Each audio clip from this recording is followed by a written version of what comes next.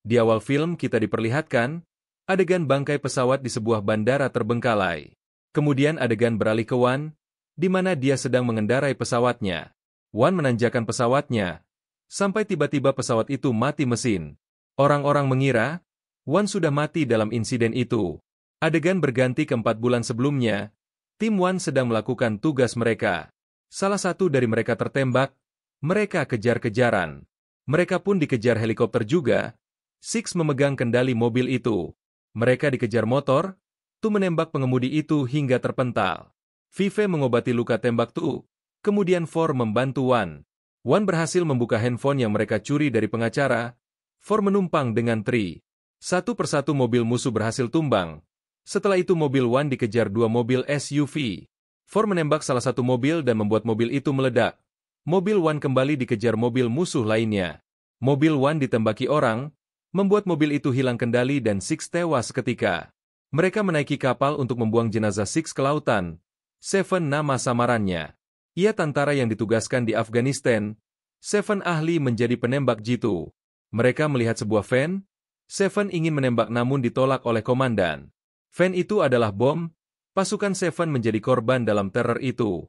Sampai sekarang, ia masih mengingat kejadian kelam itu. Kemudian Seven didatangi Wan.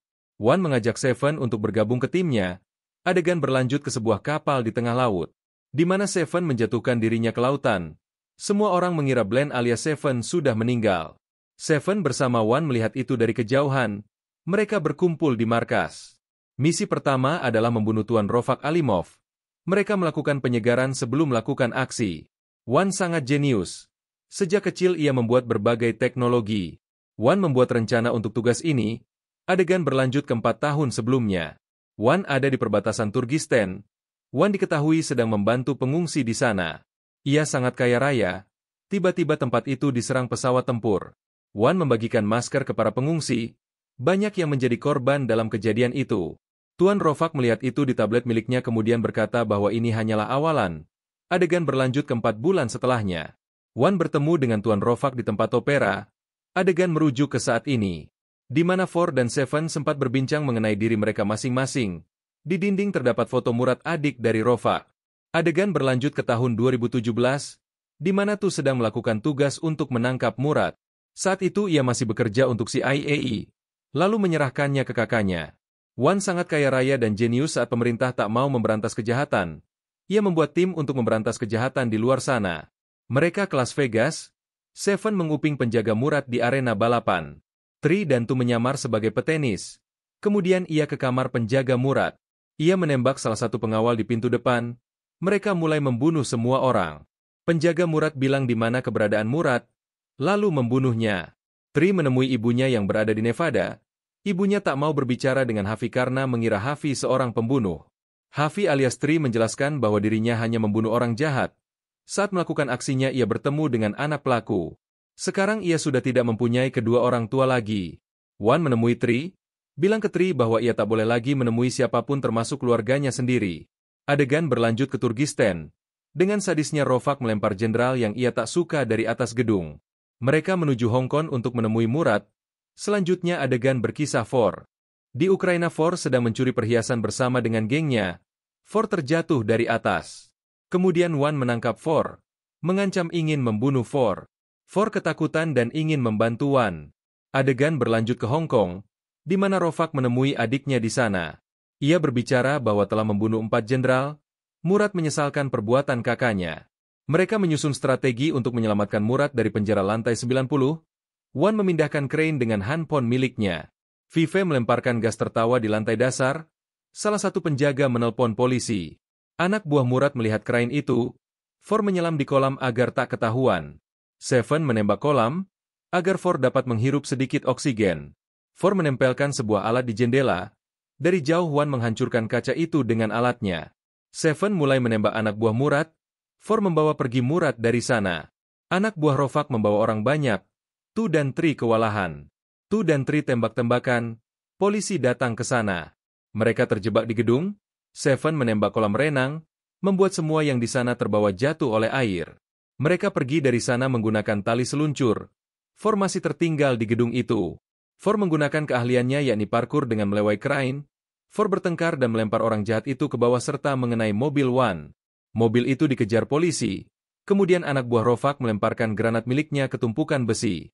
Membuat besi itu jatuh ke bawah mengenai mobil polisi yang sedang mengejar mobil Wan. Seven menghentikan mobil itu ingin membantu For. For yang lagi berkelahi dengan anak buah Rovak. Seven berhasil membunuh anak buah Rovak dan menyelamatkan For. Rovak melihat foto-foto dari rekaman kamera pengawas tentang tim Wan. Ia ingin membunuh mereka semua atas apa yang mereka lakukan kepada anak buahnya. Seven marah kepada Wan, karena Wan lebih mementingkan misi daripada orangnya. Adegan berlanjut ke Turkistan, Tri dan Tu menaruh sebuah alat di depan patung. Sementara For dan Vive memasuki stasiun pemancar. Sehari sebelumnya, Wan dan Seven mengunjungi sebuah tempat. Ia menanyakan stasiun pemancar ke orang itu. Dari jauh Wan mengaktifkan siaran itu, dan Murad mulai pidatonya. Ia ingin membebaskan rakyat dari kekejaman kakaknya.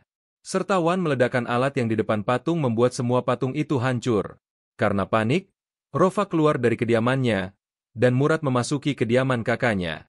Tri mengikuti rombongan Rovak, kemudian mobil Tri ditabrak anak buah Rovak. Tri menembak mereka berdua. Rovak menaiki kapalnya, For menaikkan jangkar dari kapal itu. Tri menyandera nahkoda, dan For memutus komunikasi di kapal. Rovak meminta para jenderal untuk membunuh warga, namun Murad datang dan menyuruh jenderal agar gabung bersamanya. Agar mereka tak membunuh warganya sendiri, Wan mengaktifkan alat lain miliknya dan menjadikan kapal Rovak sebagai magnet. Tri dan Tu menghabisi penjahat, ponsel Wan terpisah. Kemudian Wan berhasil mengaktifkan, membuat kapal itu menjadi magnet. Menarik semua orang serta senjata mereka, tim Wan menggunakan senjata tidak dari bahan besi, membuat mereka tak tertarik ke kapal. Kapal mulai bergerak, sementara ponsel Wan kembali rusak. Wan berkelahi dengan anak buah Rovak. Orang itu memegang ponsel Wan dan meledakkan sisi bawah kapal Rovak. Wan berhasil membunuh anak buah Rovak dan membuangnya ke laut. For dikeroyok penjahat. Rovak menuju skocinya untuk melarikan diri. Wan pergi menyelamatkan For, dan Rovak dijemput helikopter. Heli itu berisi tim Wan. Wan melemparkan Rovak ke dekat warga. Para warga membawa parang mengejar Rovak, dan Rovak pun dipukuli para warga. Setelah misi selesai, mereka berpencar. Tri mengenalkan Tu ke ibunya. Wan melihat istrinya serta anaknya dari kejauhan. Murad diterima sebagai presiden baru.